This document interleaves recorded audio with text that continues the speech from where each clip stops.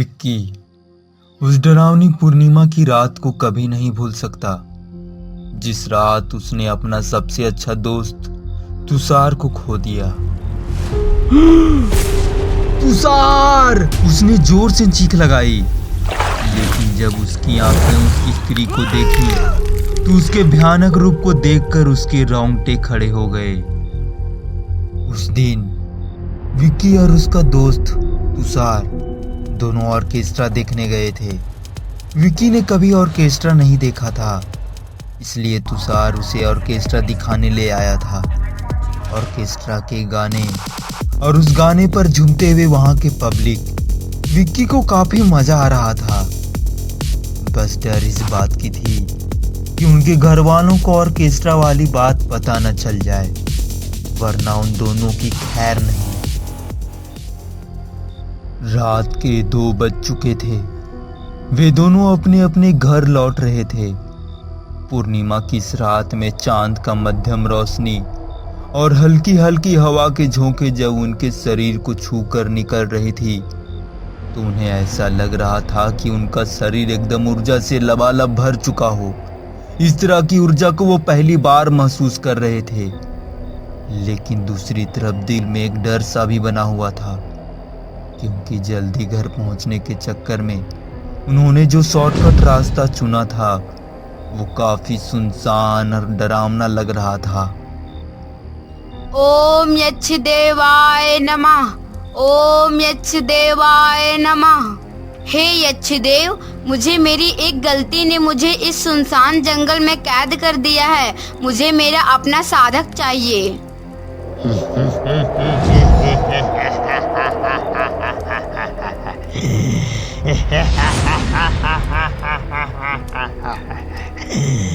अगर तुम इस जंगल के कैद से निकलना चाहती हो तो तुम्हें किसी मर्द की बलि देनी होगी।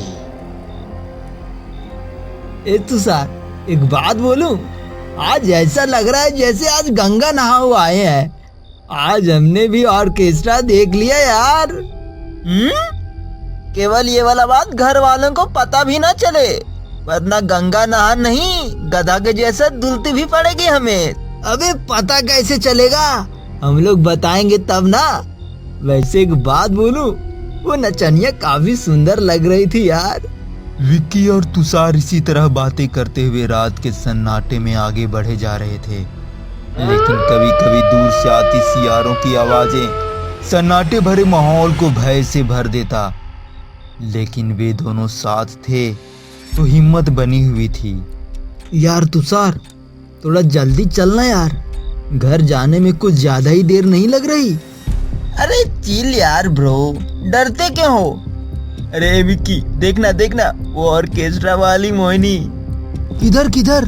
मुझे तो नहीं दिख रही यार। क्या यार विक्की, तुम भी लगता है जैसे उस ऑर्केस्ट्रा वाली मोहिनी पे दिल आ गया तेरा है? क्या यार भाई तुषार, तुम भी। अबे मजे ले रहा हूँ चिल कर। अच्छा थोड़ा रुक, मैं थोड़ा मूत्र विसर्जन करके आता हूँ। अच्छा ठीक है, जल्दी आना। तुषार विक्की को वहीं छोड़कर उससे दूर थोड़ा जंगल के अंदर चला गया। विक्की चुपचाप गुमसुम सा उस सुनसान रास्ते पर खड़ा तुषार के आने का इंतजार करने लगा।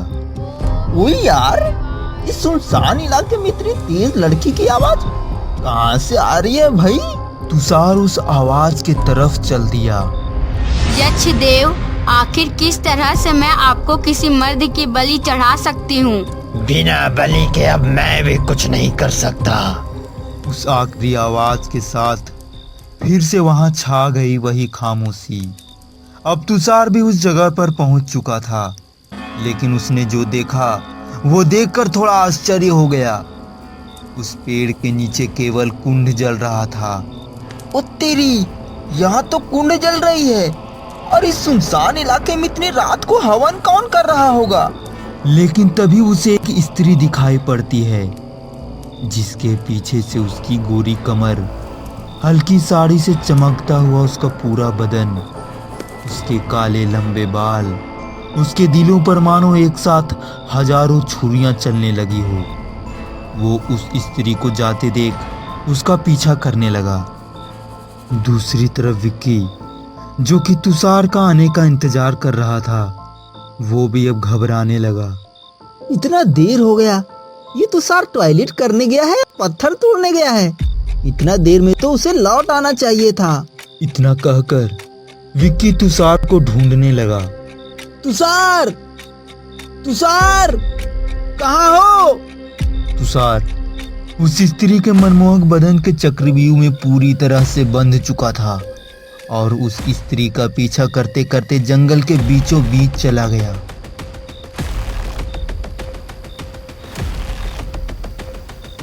अरे, वो स्त्री कहाँ चली गई? अभी तो मेरे नजरों के सामने थी। तभी अचानक उसके कंधे पर किसी ने हाथ रखा। वो कोई और नहीं बल्कि विक्की खुद था। अबे तुषार, तू मूतने गया था या घूमने? और तू किस स्त्री के बारे में बड़बड़ा रहा था? साले कहीं तुझे चुड़ैल उड़ैल तो नहीं दिख गई? अबे नहीं यार, मैंने सच में एक स्त्री को देखा और उसी का तो पीछा करते करते यहाँ तक पहुँच गया। अबे तुषार, तू सच में पागल हो गया है। इतनी रात को और सो भी इतनी सुनसान इलाके में तुझे स्त्री किधर से दिख गई? अबे यार विक्की, अब मैं तुम्हें कैसे समझाऊं? मुझे कुछ नहीं समझना, बस घर चल। अबे देखना कितनी रात हो चुकी है, मुझे बहुत घबराहट हो रही है यार। तभी तुषार को वो स्त्री दोबारा दिखती है। ये विक्की, वो देख, क्या हुआ?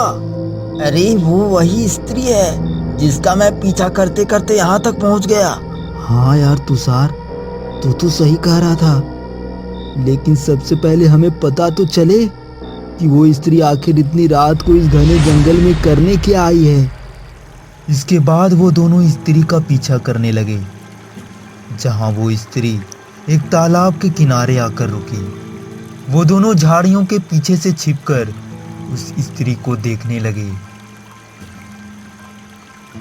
वो स्त्री बहुत देर तक उस तालाब के किनारे खड़ी उस तालाब को केवल घूर रही थी और अचानक बिना हिचकिचाए उस तालाब में उतर गई और स्नान करने लगी। वो दोनों आश्चर्य रूप से उस स्त्री को देखने लगे, लेकिन कुछ देर बीतने के बाद ही अचानक वो स्त्री चिल्लाने लगी और बचाव बचाव का गुहार लगाने लगी। तुषार उस स्त्री की सहायता करने के लिए आगे बढ़ा, लेकिन विक्की ने उसे रोक दिया। रुक जा तुषार, मैं तुम्हें इस तालाब में कूदने नहीं दे सकता। विक्की, मुझे छोड़ दो, मैं उस स्त्री को अपने नजरों के सामने मरता नहीं देख सकता। तुषार ने उसकी बात नहीं मानी और उस स्त्री को बचाने के लिए तालाब में छलांग लगा दी। छलांग लगाते ही तुषार उस स्त्री को इधर उधर ढूंढने लगा, लेकिन वो स्त्री कहीं नहीं दिखाई दे रही थी। उसने सोचा कि वो स्त्री डूब चुकी होगी, इसलिए उसने गहरी सांसें ली और फिर से पानी में डुबकी लगाई। कुछ देर बाद वो नदी के सतह पर आया। मिली क्या? नहीं मिली। अबे तुषार, तूने क्यों इस मुसीबत को अपने गले मोल ली? विक्की धीमा आवाज में बुदबुदाया कि तभी अचानक वो स्त्री एक भयानक रूप को धारण किए उस पानी से बाहर आई और तुषार पर छलांग लगा दी। भाई, मुझे बचाओ! रात के अंधेरे में यह दृश्य विक्की को पूरी तरह से झंझोर कर रख दिया। डर के मारे उसका पूरा शरीर ठंडा पड़ गया। वह स्त्री तुषार के कंधे पर अपना दांत गड़ा दी और किसी जंगली भेड़िए की तरह एक ही झटके में उसका दिल बाहर निकाल लिया। तुषार! विक्की चिल्लाया और वो स्त्री तुषार को पानी के अंदर ले गई। वो आंखें फाड़ फाड़ कर नदी में देखता रहा। उसके आंखों में आंसू आ गए और वो समझ चुका था कि उस स्त्री ने उसके सबसे अच्छे दोस्त तुषार को मार डाला। विक्की इस सदमे को बर्दाश्त ना कर सका और अचानक उसके आंखों के सामने अंधेरा छाने लगा और वो उसी जगह बेहोश हो गया। अगर आपको हमारी कहानी अच्छी लग रही हो तो चैनल को सब्सक्राइब करें और ऐसे ही और वीडियो देखने के लिए चैनल पर बने रहें।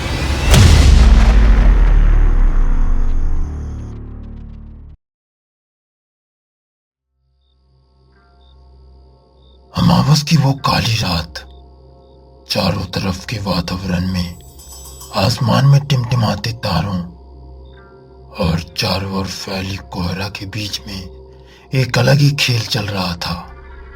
और इसी खेल के दौरान जंगल के घने प्राकृतिक वातावरण में खोया रात के प्रचंड अंधकार में एक अघोरी बहुत ही खतरनाक घटना को अंजाम दे रहा था।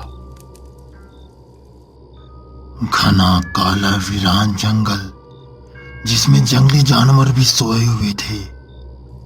इस माहौल में रात की कीड़ों की आवाजों के साथ वो अघोरी अपने ध्यान को संजोग कर बड़े ही जोर जोर से मंत्र जाप कर रहा था।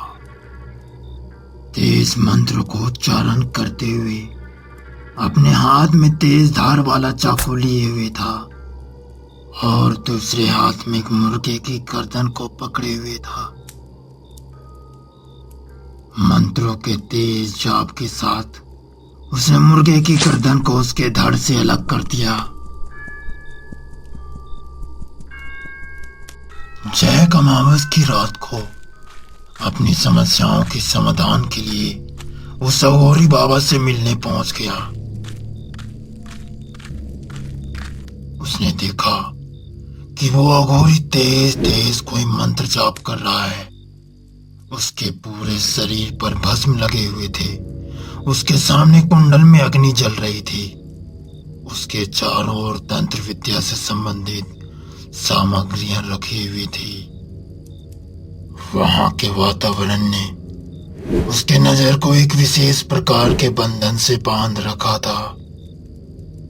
उसने देखा कि वो अघोरी एक हाथ में चाकू लिए और दूसरे हाथ में मुर्गे को पकड़े कुछ मंत्र बुदबुदा रहा है और एक ही झटके में उस मुर्गे का सर उसके धड़ से अलग कर दिया। जैक ये सब देख थोड़ा सहम सा गया। अपने स्वप्न में घटित सारी घटनाओं को अपने नजरों के सामने होता देख उसके पैरों तले जमीन खिसक गई। कौन हो तुम और यहाँ क्यों आए हो? बाबा, मैं जैक। बहुत कुछ सुना है आपके बारे में।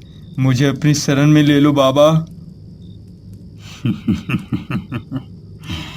बोल बोल, क्या चाहिए तुम्हें? पैसे, ढेर सारे पैसे जो केवल आप मुझे दिला सकते हो। पैसे? कैसे पैसे चाहिए तुम्हें? तुम्हारे समस्या का कोई भी समाधान नहीं है मेरे पास। रात का समय है। इस वक्त शमशान में इंसान का कोई भी काम नहीं। चला जा, इससे पहले कोई अनहोनी हो जाए। चला जा यहाँ से। मुझे पता है कि आपके पास पैसे नहीं हैं, मगर वो तंत्र विद्या, वो सिद्धि जिससे पैसे कमाया जा सकता है, मुझे वो सिद्धियाँ सीखनी है। मुझे वो सिद्धियाँ सीखनी है बाबा। ये मार्ग कोई आसान मार्ग नहीं है बच्चे, जिस पर चलकर कोई भी मनुष्य सिद्धि प्राप्त कर ले। मैं किसी भी शर्त को मानने के लिए तैयार हूँ। मैं वो हर दर्द सहने के लिए तैयार हूँ बाबा। बस मुझे जल्द से जल्द पैसे कमाने हैं और इन सब के लिए केवल आप मेरी मदद कर सकते हो। कुछ क्षण के लिए वो अघोरी भी शांत हो गया। कहते हैं ना, विनाश काले विपरीत बुद्धि। ऐसे विपरीत समय में जैक तंत्र विद्या की मदद से वो अपना खोया हुआ धन जल्द से जल्द वापस पा लेना चाहता था। वो तांत्रिक जैक को तंत्र मंत्र के टोटके सिखाने लगे और एक दिन वो अघोरी जैक को यक्षिणी साधना के बारे में बताने लगा। यक्षिणी के बारे में क्या जानते हो? यक्षिणी?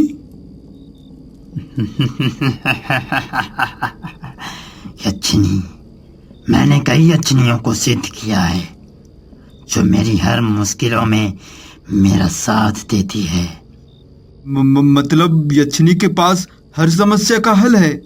निसंदेह, वो चाहे तो तुम्हारी हालात को पल भर में बदल दे, मगर यक्षिणी साधना कोई बच्चों का खेल नहीं, और खासकर तुम जैसे सामान्य मनुष्य के लिए तो बिल्कुल भी नहीं है। बाबा, एक लाचार बेबस इंसान के लिए कोई भी असंभव कार्य संभव में बदल सकता है। बस मुझे ये बताइए कि यक्षिणी को साधना कैसे है। ठीक है, मैं तुम्हारी बात मान लेता हूँ।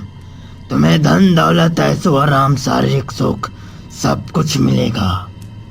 अगले दिन की रात से तुम्हें 51 दिनों तक किसी निर्जन स्थान पर यक्षिणी साधना की विधि शुरू कर देनी होगी। धन्यवाद बाबा, इससे मेरी सारी समस्या हल हो जाएगी। लेकिन एक बात याद रखना, यक्षिणी तुम्हारे साथ पूरी जिंदगी रहेगी और अगर तुम चाहो तो भी वो तुम्हारा पीछा नहीं छोड़ेगी। और एक बात और ध्यान रखना, अगर तुमने उसकी बात नहीं मानी या उसके इच्छा के विपरीत कुछ किया तो वो जितना तुम्हें देगी उससे कई गुना तुमसे छीन लेगी। नहीं बाबा, मैं इस बात का पूरा ध्यान रखूंगा।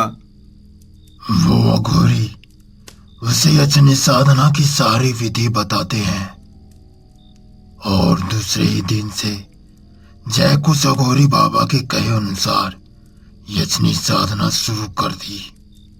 उसने अपने शरीर पर भस्म लगाए, काली धोती पहने, वो भी तांत्रिक लग रहा था।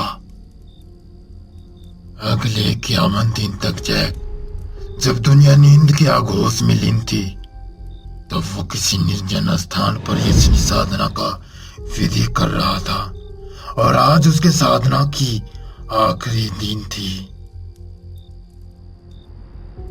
लेकिन आज उसे एक विशेष प्रकार की विचलन उसके अंतर्यात्मा को महसूस हो रही थी। धीरे धीरे उसके ध्यान भंग होने लगे। उसके अपने आसपास के वातावरण में कुछ नकारात्मक शक्तियों का एहसास होने लगा। उसे यकीन था कि यह उसकी यक्षिणी साधना का एक हिस्सा है।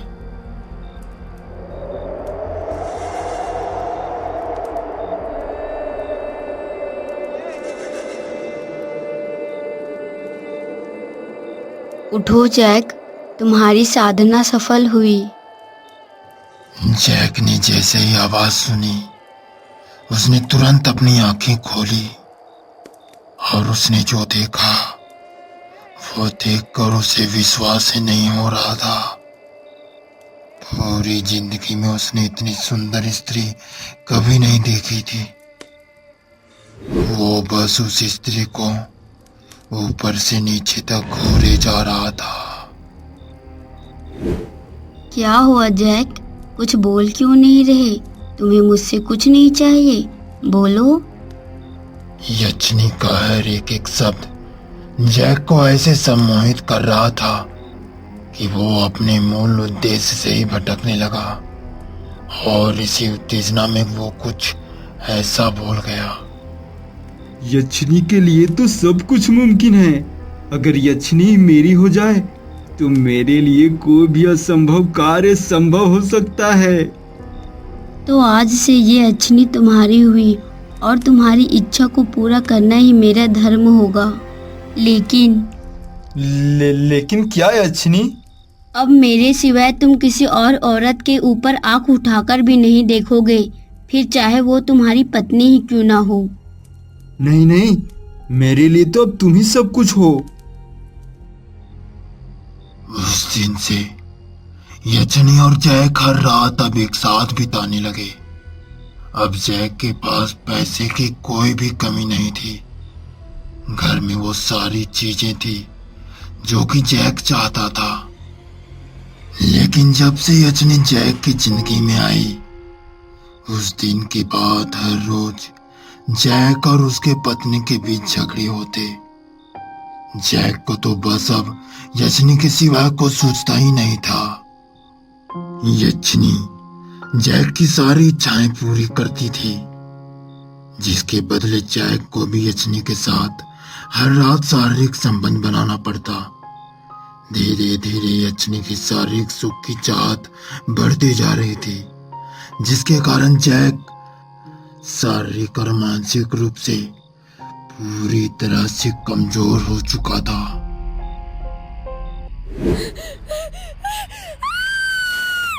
तुझे क्या लगा मुझे पता नहीं चलेगा कि तुम मेरे पीठ पीछे क्या कर रही हो? मुझे तो तुम्हें पहले ही मार देना चाहिए था। जैक सिर्फ मेरा है और जिंदगी भर मेरे साथ रहेगा, समझी?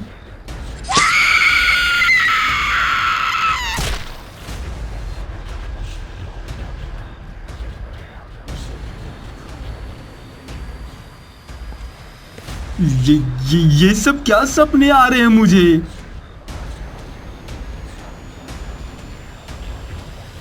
जैक, क्या हुआ जैक? आओ, मेरे साथ आओ। कहाँ? कहाँ? ये क्या जैक? अब तुम मुझसे सवाल करोगे? देखो यक्षिणी, अब मैं हर रोज तुम्हारी शारीरिक सुख की चाहत को पूरा नहीं कर सकता। मैं अपने आप को शारीरिक और मानसिक रूप से काफी कमजोर महसूस करता हूँ।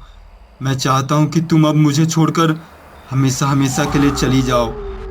क्या मैं तुम्हें छोड़कर चली जाऊं? शायद तुम कुछ भूल रहे हो जैक। तुमने मेरी इच्छाओं को पूरा करने का वादा किया था। अगर तुमने आज की रात मेरी इच्छा को पूरा नहीं किया तो कल की सुबह तुम्हारी जिंदगी की आखिरी सुबह होगी। इतना कही यक्षिणी वहां से गायब हो गई। लेकिन यक्षिणी की बातें सुन जैक पूरी तरह से घबरा गया और उसी क्षण वो अघोरी बाबा के पास पहुंचा। बाबा मुझे बचा लो बाबा। मुझे उस यक्षिणी से पीछा छुड़ा दो। वो यक्षिणी मुझे मार डालेगी बाबा। तुमने एक यक्षिणी को सिद्ध किया है और यक्षिणी साधना कोई हंसी खेल नहीं है मूर्ख। तुम्हें अब यक्षिणी से कोई नहीं बचा सकता। तुम्हारा अंत ही अब तुम्हें यक्षिणी से छुटकारा दिला सकता है। इतना सुनते जैक के पैरों तले जमीन खिसक गई और घबराहट के कारण वो वहीं पर बेहोश हो गया।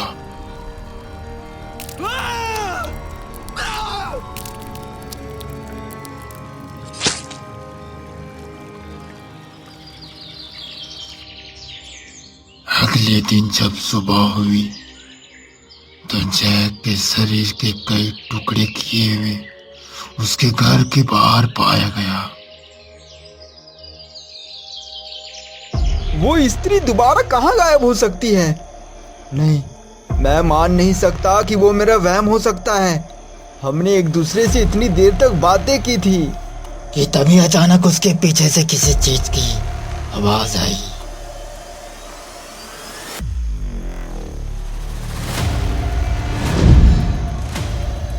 मुझसे गलती हो गई, मुझसे गलती हो गई।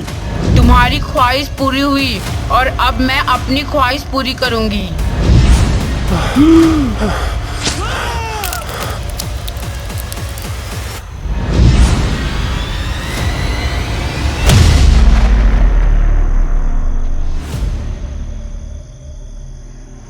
अमावस की वो काली रात, चारों तरफ एक घना कोहरा उमेर गांव के जंगल को अपने लपेटे में ओढ़े हुए थी। चारों ओर जंगली जानवरों की आवाजें उस जंगल में एक अजीब सा शोर पैदा कर रही थी।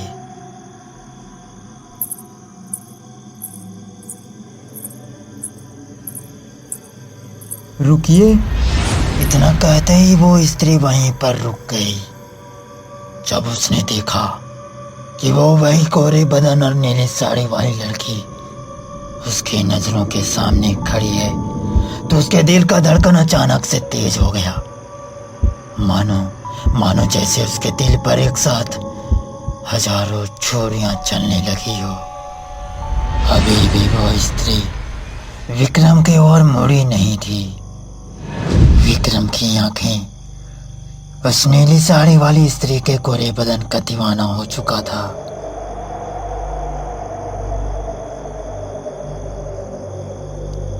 जरा सुनिए, क्या आप वही हैं जब आते टाइम आप मुझे रास्ते में नजर आई थी?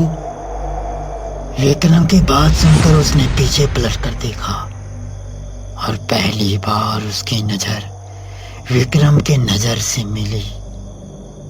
पीछे से जो लड़की उसे पागल करे जा रही थी, सामने से वो और भी भला के खूबसूरत लग रही थी। जी, मैं वही हूँ। उसने मुस्कुराते हुए कहा। उस स्त्री के बोलने का अंदाज विक्रम के अंदर और हिम्मत पैदा कर दी। कितनी ताज्जुब की बात है, इतनी सुनसान इस काली अंधेरी रात में आपको देखना केवल मेरे ही नसीब में था लगता है। ये देखकर आपको डर नहीं लगा कहीं में कोई बला हुई तो? सच कहूँ तो आप एक खूबसूरत बला ही नजर आ रही हो।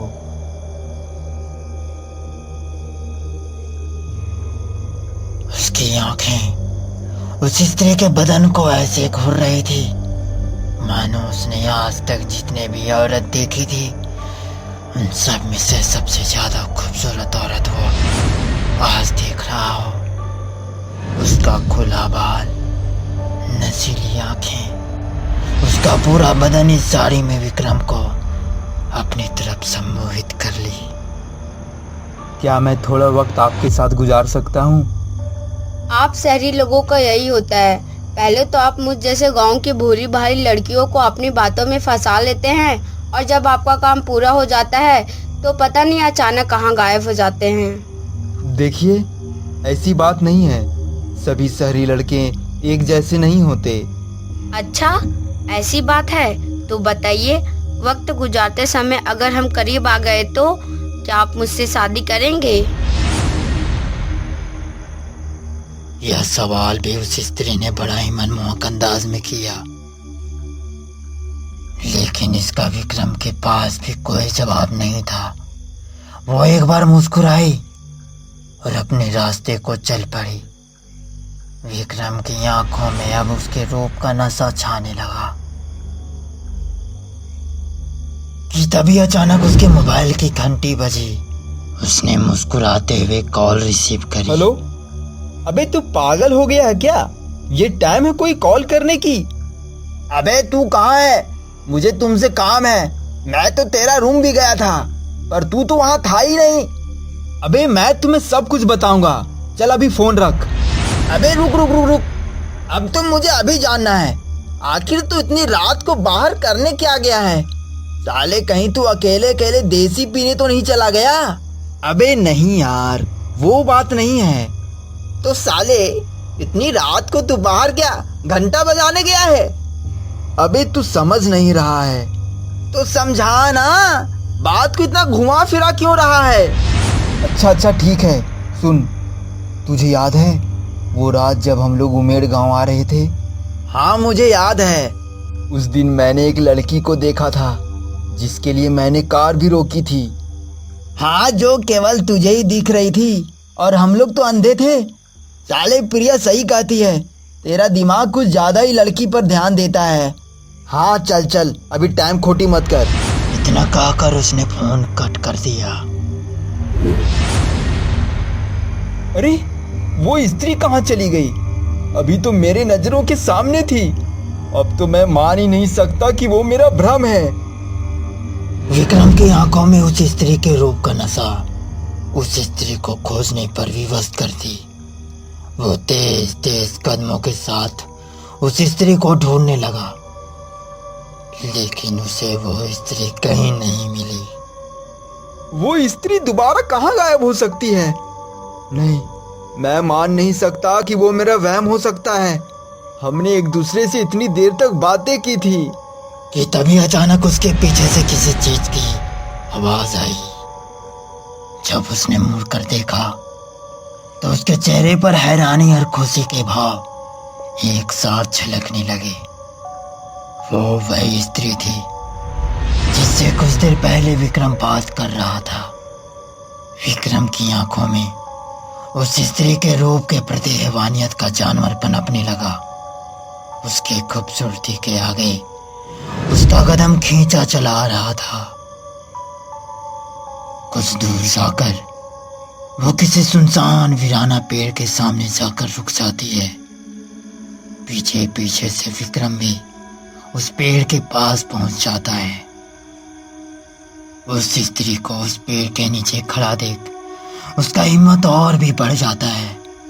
फिर विक्रम उस स्त्री के काफी करीब चला जाता है। क्या नाम है तुम्हारा? अनामिका।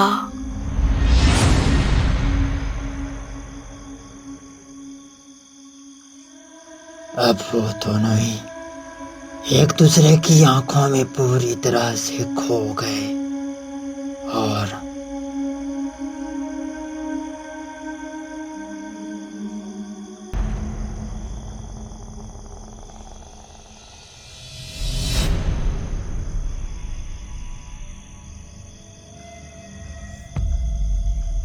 और शहरी बाबू कहाँ जा रहे हो? कि वो अनामिका खड़ा होकर उसके गालों पर अपना हाथ फेरने लगी। तो कहो शहरी बाबू, क्या मुझसे शादी करोगे? इस बात को सुनकर विक्रम घबरा गया। ये तुम क्या बोल रही हो? हम दोनों के बीच जो कुछ भी हुआ उसमें तुम्हारी भी मर्जी थी, और ये शादी वाली बात कहाँ से आ गई? इन बातों को सुनकर अनामिका के हाव भाव बदलने लगे।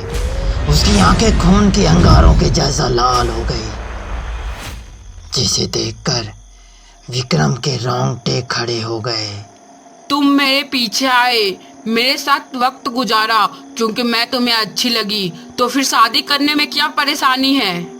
इस खौफनाक मंजर को देखकर डर के मारे उसका पूरा शरीर ठंडा पड़ गया। वो पिछले कदम से वहां से भागना चाहा, मगर वो वहीं गिर गया। वो स्त्री अनामिका उसके छाती पर आकर बैठ गई। मुझसे गलती हो गई, मुझसे गलती हो गई। गलती तो मुझसे हुई थी, जो मैंने तुम जैसे शहरी बाबू पर भरोसा कर उसको सब कुछ अपना मान लिया था। इसमें मेरी क्या गलती है? तुम मुझे यहाँ क्यों लाई हो? तुम्हें मैं यहाँ नहीं, बल्कि तुम्हारी आंखों की हवस यहाँ तुम्हें खींच लाई है। तेरी गलती बस इतनी है कि तुम्हारी सोच भी उसकी जैसी है। तुम्हारी ख्वाहिश पूरी हुई और अब मैं अपनी ख्वाहिश पूरी करूंगी। इतना कहकर अपने तेज पंजों से एक ही झटके में उसका कलेजा बाहर निकाल दिया और किसी जंगली भेड़िए की तरह उसके कलेजे को खाने लगी। अगर आपको हमारी कहानी अच्छी लग रही हो तो चैनल को सब्सक्राइब करें और ऐसे ही और वीडियो देखने के लिए चैनल पर बने रहें।